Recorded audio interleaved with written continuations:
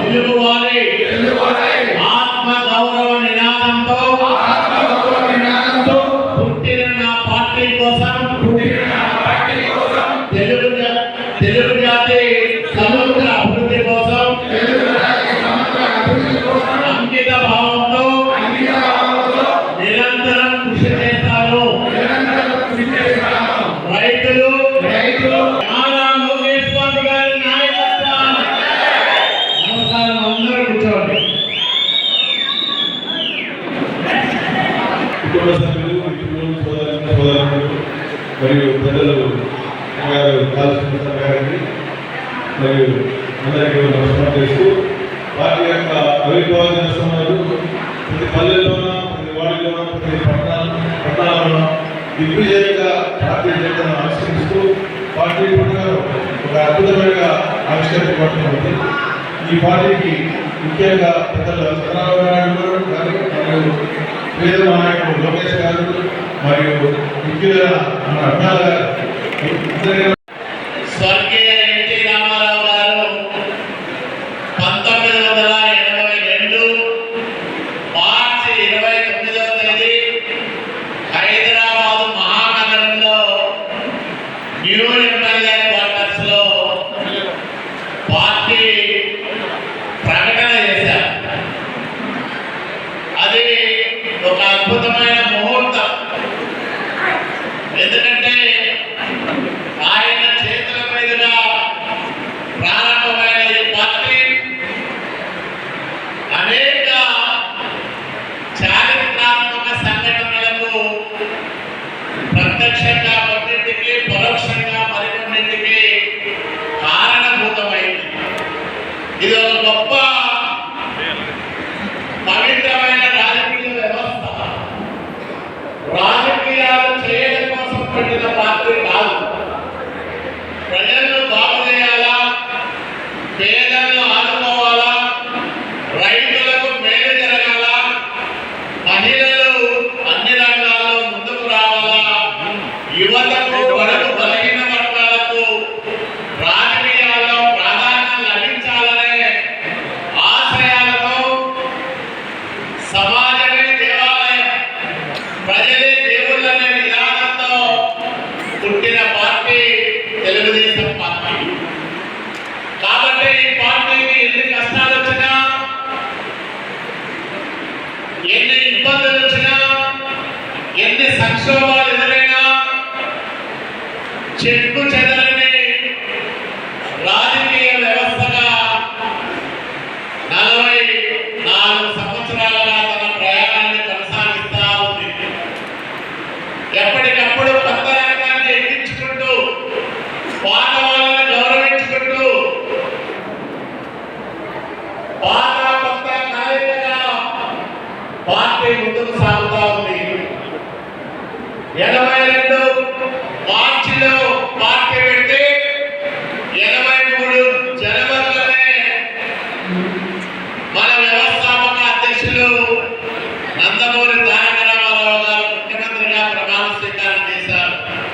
35 ఏళ్ళు కాంగ్రెస్ పార్టీని పరిపాలన చేసినప్పటి వరకు ఏ పార్టీ అధికారంలోకి రాలేదు. కాంగ్రెస్ ఇతర ముఖ్యమంత్రిగా 83 జనవరిలో ప్రమాణ స్వీకారం చేసిన మొట్టమొదటి నాయకుడు, మన నాయకుడు, ఆవిర్భావ సృష్టికర్త, మహనీయుడు ఎన్టీ రామారావు గారని మీ అందరికీ నేను మనవి చేస్తా ఉన్నా. ఈరోజు ఆహార భద్రత చట్టం దేశమంతా అమలు చేస్తా ఉన్నారు. కానీ 83లోనే కిలో 2 రూపాయల బియ్యాన్ని ప్రవేశపెట్టి అన్నార్థులను, బడుగు బలహీన వర్గాలను ఆదుకున్న నాయకుడు ఎన్టీ రామారావు గారు. జనతా వస్త్రాలు 50 రూపాయలకి హార్స్ పవర్ మోటార్లు, కరెంటు సరఫరా రైతులకు, అదే కాకుండా మహిళలకు ఆస్తిలో సమానాలకు ఈరోజు ఎంపీగా, డిప్యూటీసీగా, డిప్యూటీ చైర్మన్గా బీసీలు, మహిళలు ఉన్నారంటే స్థానిక సంస్థల్లో మనము తీసుకొచ్చిన రిజర్వేషన్లే.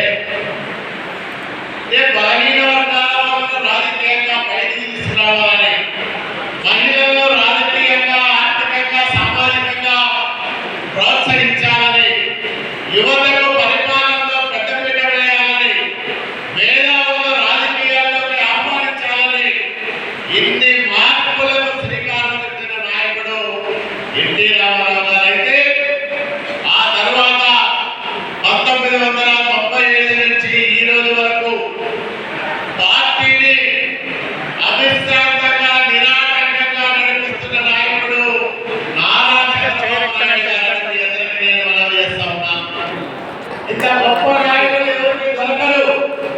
మనకి మన పార్టీకి దొరికారు. ఎన్టీ రామారావు గారు విపరీతంగా కష్టపడతారు. తెల్లవారుజామున 3:30కి లేస్తాడు. ఆయన ఇంటర్వ్యూ 5 గంటల నుంచే ప్రారంభమవుతాయి. సమీక్షలు, ఇంటర్వ్యూలు. చంద్రబాబు నాయుడు గారు అయితే ఎన్ని గంటలైనా కష్టపడుతూనే ఉంటారు.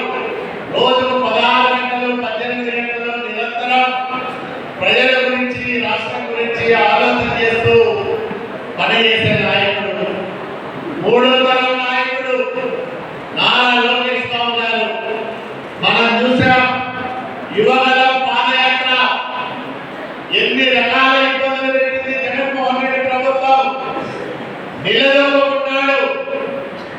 వేల మంది ప్రజలతో కలిసి నడిచాడు. లక్షల కుటుంబాలను పలకరించాడు. కోట్ల మందిని తనతో పాటు నడిపించాడు. మంచి నాయకుడిగా ఎదిగాడు. ఈరోజు దేశంలోనే పేరున్న యువ నాయకుడు ఎవరు అంటే అందరూ చెప్పే పేరు నారా లోకేష్ బాబు అని. అది మనకు గర్వకారణం. అవునా కాదా? ఒకసారి ఆలోచన చేయమని అందరికీ నేను మనవి చేస్తా ఉన్నా. తాత నుంచి మనవడి వరకు అందరూ కష్టపడి పనిచేస్తా ఉన్నారు. కార్యకర్తలను సొంత కుటుంబ సభ్యులుగా చూసుకుంటా ఉన్నారు. నాయకులు చాలా ప్రేమగా, అభిమానంగా పిలుస్తూ వాళ్ళతో కలిసి వాళ్ళ అభిప్రాయాలు, ఆలోచనలు పంచుకుంటూ రాష్ట్రాన్ని ముందుకు నడిపిస్తా ఉన్నారు. మరి ఇట్లాంటి బ్రహ్మాండమైన నాయకత్వం తెలుగుదేశం పార్టీ సొంతం. కాబట్టి హైదరాబాద్ మనం మన పెద్దల కాలం నుంచి చూస్తా ఉన్నాం. చార్మినార్ అంటే హైదరాబాద్ నగరం నిర్వేగంగా చేస్తా ఉన్నాం. ఎక్కడో చంద్రబాబు నాయుడు గారు గోదావరి జిల్లాలో పోలవరం ప్రాజెక్టు కడితే ఇక్కడ భైరవాడ ప్రాజెక్టులో కృష్ణా నీళ్లు చూసే ఈ లింకు, ఆ అనుసంధానం చంద్రబాబు నాయుడు గారికి సాధ్యం లేదు. అమరావతి కడితే మనం గర్వపడే రాజధాని స్థాయి.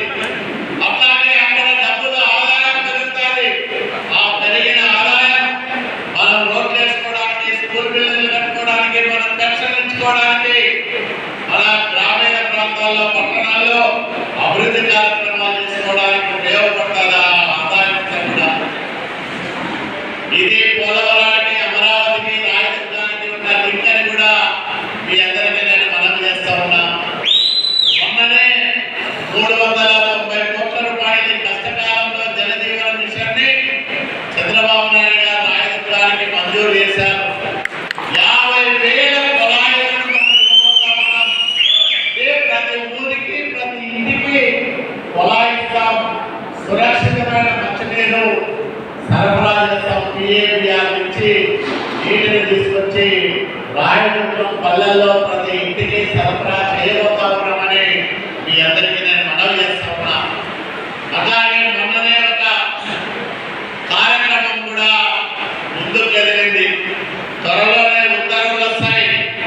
మాల్యం రాజకీయాలు 17,000 ఎకరాలకు ఆయకట్టుకు నీళ్ళిచ్చే మాల్యం రాజకీయాలు కూడా త్వరలోనే సాకారం అవుతుందని మీ అందరికీ నేను మనవి చేస్తా ఉన్నా. కనేకల్ మండలంలో తుమ్మిడినూరు కానీ, మాల్యం కానీ, అలాగే గరుడచేడు వైపు కానీ, హనుమాపురం పొలాలు కానీ, సల్లాపురం కానీ, ముఖ్యంగా అంకణహాల పొలం దాదాపు 3,500 ఎకరాల పైన ఒక అంకణహాల పొలమే పాతారి కలేగుర్తి వరకు నీళ్ళు వస్తాయి.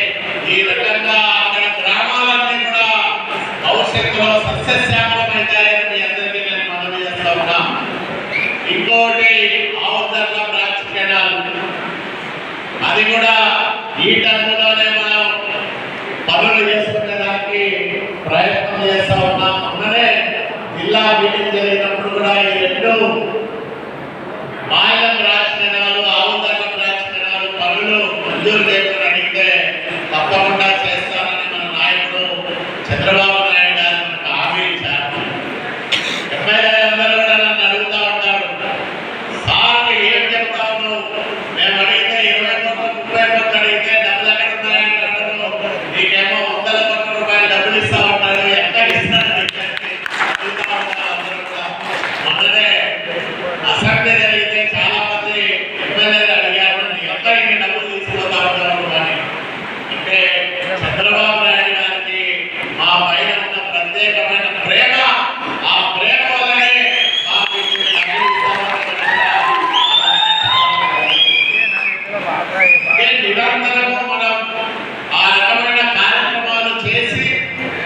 మన నాయకుడు